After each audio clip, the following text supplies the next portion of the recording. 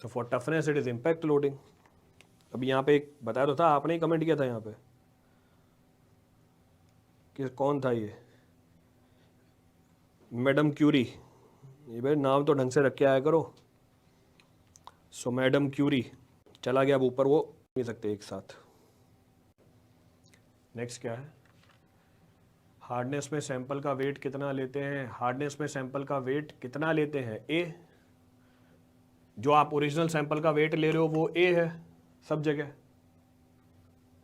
तो weight of the sample which is to be considered is a. तो जो भी आपने वेट लिया उसको हमने ए का नाम डिनोट कर दिया, दैट इज डिनोटेड एज ए।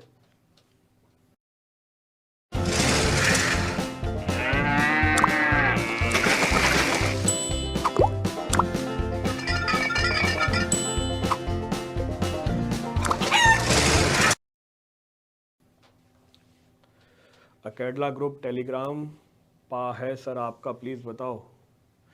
चलो छोड़ो आगे बढ़ते हैं, हो गया बहुत, we'll continue. So next of the test which is available is soundness test. तो अगला टेस्ट जो अवेलेबल है हमारे पास, इसको हम बोलते हैं साउंडनेस टेस्ट। ऐसे मिटता है क्या ये? हाँ मिट जाता है। So next of the test available is termed as soundness test. अब साउंडनेस हमें क्या बताएगा? साउंडनेस हमें एग्रीगेट की ड्यूरेबिलिटी बताएगा। So soundness test is performed in order to check the durability of the aggregate. Durability मतलब resistance against weathering action on the aggregate. अब ये weathering action कहाँ से आएगा? ये कल डिस्कस किया था हमने। From where the weathering action will come into the picture? weathering action कहाँ से आती है? weathering action आती है ह्यूमिडिटी की वजह से। weathering action आती है किसकी वजह से? टेम्परेचर की वजह से। weathering action में कम due to temperature, weathering action में कम due to humidity, weathering action में कम ड्यू टू स्नो। तो पानी की वजह से, ह्यूमिडिटी की वजह से, स्नो की वजह से, टेम्परेचर की वजह से वेदरिंग हो सकती है हमारे एग्रीगेट की।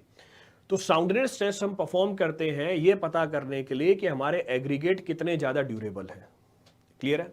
अब करते क्या है? विंड की वजह से, बिल्कुल सही बात है, वेदरिंग में भी ड्यू टू विंड ऑल्सो, तो विंड की वजह से भी वेदरिंग हो सकती है। बिल्कुल सही बात है रोशन कुमार, एब्सोल्युटली करेक्ट। तो कहने का मतलब है वेदरिंग के बहुत सारे एजेंट हो सकते हैं, there are several agents of the weathering. अब साउंडनेस टेस्ट में हम करते क्या है? What do we do in the soundness test? Soundness test को परफॉर्म करने के लिए, ये बार बार कौन आता है बीच में, साउंडनेस टेस्ट को परफॉर्म करने के लिए हमने क्या किया? हमने सैंपल लिया एग्रीगेट्स का, और उसके बाद हमने क्या किया? इसको ऑल्टरनेटली वेट और ड्राई किया। वेट किससे किया? With the solution of sodium sulphate और magnesium sulphate.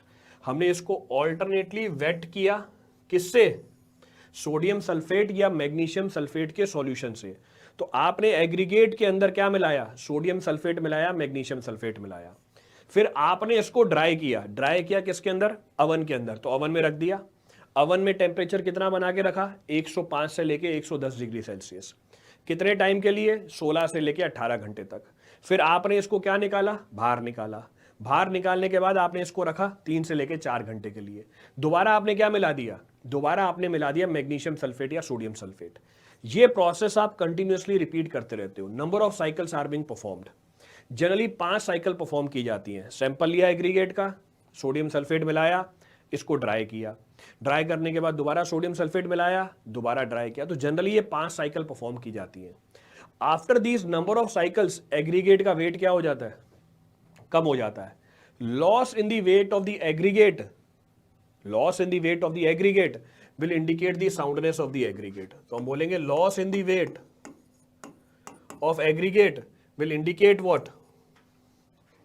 Will indicate the soundness of the aggregate. तो अगर loss कम हुआ तो soundness ज्यादा होगी, अगर soundness कम हुई तो loss in the weight क्या होगा? ज्यादा होगा। तो loss in weight क्या बताएगा हमें? soundness बताएगा। कैसे बताएगा soundness?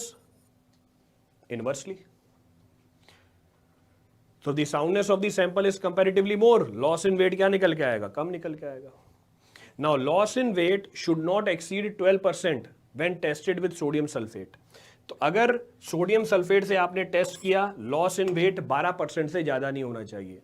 और अगर मैग्नीशियम सल्फेट से टेस्ट किया, loss in weight should not be more than 18%। 18% से ज्यादा लॉस इन वेट नहीं होना चाहिए। तो ये हमारा साउंडनेस टेस्ट आ गया। क्या बताता है? एग्रीगेट की ड्यूरेबिलिटी बताता है। It signifies the durability of the aggregate. देख लो अभी टेस्ट।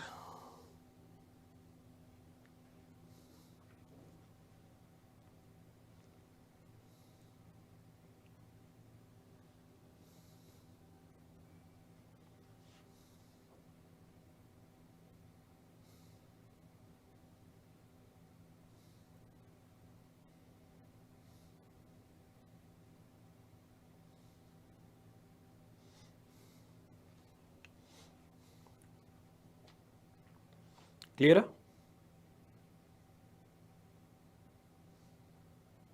ठीक है, यहाँ पर भी क्लियर है, यहाँ पर किसी को कोई डाउट नहीं है, सो नो डाउट हेयर।